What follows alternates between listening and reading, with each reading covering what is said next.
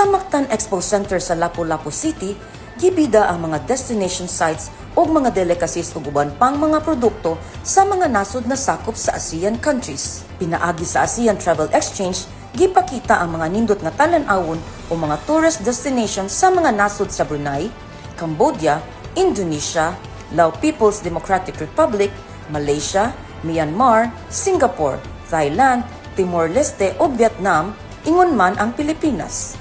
Ang Cebu Provincial Government nalakip sa mga nagpahigayon og exhibit. Gibida sa provincial government ang mga nindot nga laaganan sa kalungsuran, mga produkto nga ginama sa mga Subuanon ug mga delicacies. Si Governor Pambari 4 giabi-abi ang mga bisita nga nitambong sa ASEAN Travel Exchange. Mapasigarbuhon ang gobernador sa pagpadayag sa Subo isip usa ka tourist destination nga luwas ug hamugaway puy-an.